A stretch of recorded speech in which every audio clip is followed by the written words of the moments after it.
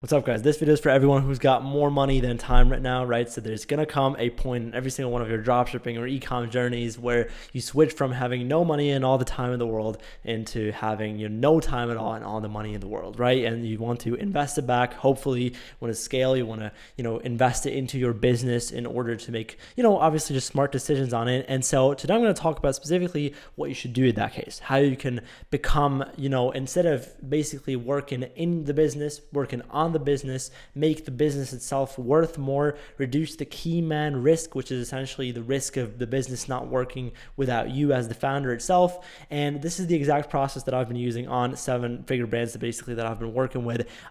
This is just the specific structure. So it's a 3-step process: hiring, training, and retaining your employees. Specifically, what I'm going to talk about is how to hire a creative in-house team, right? I'm not going to talk about, some customer support reps or whatever. What I'm going to specifically talk about is creative strategists, media buyers, and obviously video editors and graphic designers, right? So how to properly find, train, and retain those, okay? Now, the reason why you should always hire an in-house team, and this is like the first mistake here, is like what a lot of e-com brands tend to do. Basically, they always tend to go to some random agency, right? Become completely dependent on those, and then the second that the agency raises prices and they have to leave them, they're completely done because they can't make the creatives themselves. They don't know what exactly they did at all. They don't have any skills, right? They haven't trained anyone. They don't know what's going on in their ad accounts. It's all the agency doing it. Now the second that obviously someone wants to buy it, like they want to exit the business, and every investor sees that the whole business, the whole new customer acquisition, the blood of the business depends on multiple different agencies, your business is not going to be worth anything. And the second mistake is especially what a lot of dropshippers tend to do, which is essentially going to some random VA, right? Finding the cheapest one on Fiverr and just basically, like finding someone who doesn't speak the same language as you. You guys have to communicate through Google Translate, and basically that VA would leave you the second that someone offers $0.5 more an hour than you do, right? So both of these are big mistakes that you should avoid, and you should hire an in-house, high-quality A-player team in order to scale your business, because at some point what's going to happen is your business is going to cap, right? We see this again and again. Your business is going to cap because there's not enough people, there's not enough creative minds thinking, right? That's why you want to have A players. That's why you need talent in your business in order to scale this across a certain point. No one really talks about that in ecom YouTube, but it's going to happen to every single one. If you guys don't quit, by the way, this is also for everyone who's not at this stage yet, right? You're still welcome to watch this video, because essentially, I think it's a pretty important, you're going to get there. Like if you don't quit, if you don't give up, there's going to come a day when you're going to find this interesting. You're going to want to know all this. So go ahead and keep watching. And so let's actually get into the 3-step process that you actually need to follow in order to do this properly, right? So in the hiring process, there's a lot of qualification happening and a lot of testing happening before you hire someone, because I know a big part of it is training. Obviously, if you want to find someone who's already perfect at what they do, you're going to have to pay them a shit ton of money, and you're going to have to obviously, headhunt them because they already have good jobs or are entrepreneurs themselves or whatever. But there's a lot of talent that is just hidden, right? A lot of hidden talent. And you could find those people specifically, obviously, through a lot of different ways, right? I would say look for on maybe like a super, professional job posting, site like Indeed or LinkedIn or whatever, or maybe through a recruiting agency or whatever, right?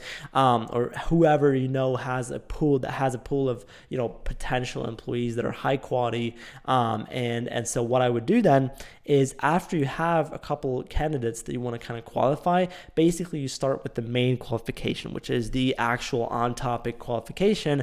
And specifically what you should ask yourself is like, okay, what's their track record? Have they ever worked for other brands before? How have they done, right? Are they actually good at what they do, or are they just full of S, right? Second question is, do they have experience with paid ads, right? So specifically, obviously, as a brand, that's going to depend a lot on your new customer acquisition. I'm assuming depends a lot on Facebook ads or Google ads or whatnot. And then, does that person that you want to hire obviously have experience with that, especially if, for a media buyer, right? You need that. But specifically for video editors, graphic designers, and also creative strategists, it's super important that the person has experience hands-on with paid ads with that platform that is kind of your main platform, right? And then obviously the person should have, especially the creative strategist should have a very good understanding with your niche specifically, right? Because they're going to have to understand what's going on in your brand. And so if they come into your business already knowing quite some stuff about the niche, it's going to help you out a lot. But obviously a big part of creative strategy is the research itself, which is this guy's job here, but he's going to do that anyways. Now, important, or I would say it's very helpful if he already comes into your business with a lot of knowledge himself, right? Now, second qualification is what I think a lot of people skip, and that's the personal qualification, right? So is the person actually planning on staying long term? Is he actually working on own projects and just wants to get his money up, right? You can't blame him, but at the same time, do you actually want someone like that? Do you want a failed entrepreneur in your business? Probably not, right? You want someone who, really likes working for you and with you, especially, right? That's kind of the main focus. And that's also when they stay whenever you leave the business, which is a very important thing, once again, for the enterprise value of your company, okay? Now, after that, the culture becomes to get seriously really, really important, because like what you build, what kind of culture you have, what kind of rules you have, what kind of standards you have in your business, obviously that's going to kind of pass on to them, right?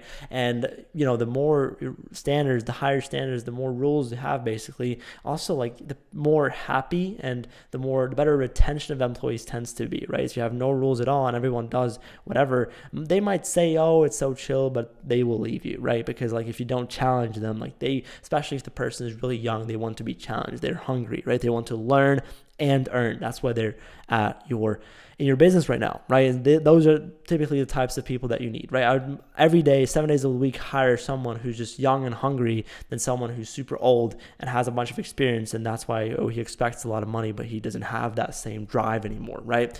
Very important. Now, before you then, if let's say both of these qualifications are perfectly fine, you find a person like that, you need to still give them a test task, right? Really important, especially for editors, designers, and creative strategists. A media buyer, to be honest, you can just kind of test them. You can just, like a school test, you send them a screenshot of an ad account and tell them, hey, how would you iterate this? How would you, how would you communicate this to a creative strategist? How would you scale? How would you blah, blah, blah, right? But like a creative strategist, and especially the editors and the graphic designers, are going to need a lot of test tasks that to actually validate if they're good or not. So what you're going to do is you're going to give them a task, and then you're actually going to test that task with your money, yes, and you're going to see the performance of that. Now, how quickly after that, if you give them feedback, are they able to implement? So you're going to ask for revisions, and also, are they even open to learn, or do they come into your business with a big fat ego? If that's the case, then you're not going to be able to train them properly, and so therefore, once again, something which I would disqualify. So this is the most important part here. Now, the second most important part, it's going to, obviously in the hiring process, it's going to happen to you, is a training process. And so, in the beginning, you're just going to start off with a lot of check-ins, with a lot of very fast feedback loops. So I found the best way to actually properly train someone is to have the fastest feedback loops possible. So I'll give you an example for this, right? Let's say you're training a graphic designer and he messes up all the designs that he makes in the beginning. He doesn't really understand what kind of designs, what kind of concepts, or what kind of fonts, coloring, whatever your audience, your avatar resonates with. Well, you can just tell them, and the faster they basically implement it, and the faster, and that's basically your fault, because the faster you give them feedback on it, the faster they will learn. So this is very important to keep in mind. The fastest feedback loops will always result in the best training process, right? In the fastest learning, essentially. Now, at some point, you're going to have so many of these, because at some point, it's not going to look like this. This is a pretty cool starting position here for like ecom brands, but at some point, it's going to look somewhat like this, right? All right, so you're going to have a bunch of graphic designers, all right, and maybe not this many, but the second that you have multiple, you're not going to be able to train every single one. Like if you are the founder of a business, the whole point of hiring people is that you can actually focus on the stuff that is the highest leverage, that will move the business the furthest. And so usually that's product development. Usually that's like super high leverage tasks, some supply constrained tasks, what ecom should actually be, right? All this stuff down here is then once again going to be managed of a head off, or like a manager position.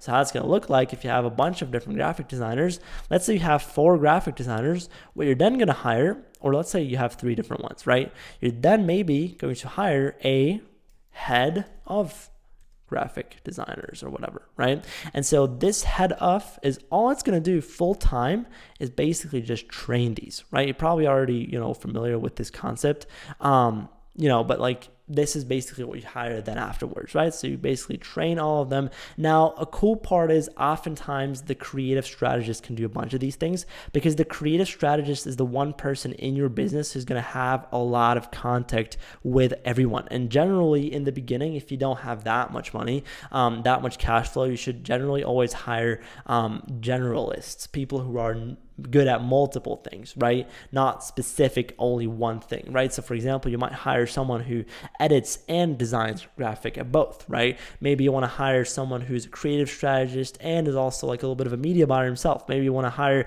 someone who's good at creative strategy and passing on the skill to, for example, video editors and designers, right? So he's already the head of these people down here and he does his job really well too. So you want to hire people that are kind of like you, like mini founders and that are good, not perfect, but decent, very decent at multiple different things, right? That's what your job as the founder is. You have to be decent at everything. And then the more experience you get, the more money you make, you hire really good talent in one specific area, right? So if you have a really fantastic video editor, he should be at some point a lot better at video editing than you are, obviously, right? That's the whole point. But in the beginning, you can actually hire someone who's, good at multiple things, not perfect, but good at multiple, and then just takes away that time. You should always hire from low leverage to high leverage, right? So like video editing, graphic design first, then creative strategy, media buying is pretty low leverage too, to be honest. And yeah, stuff like that, right?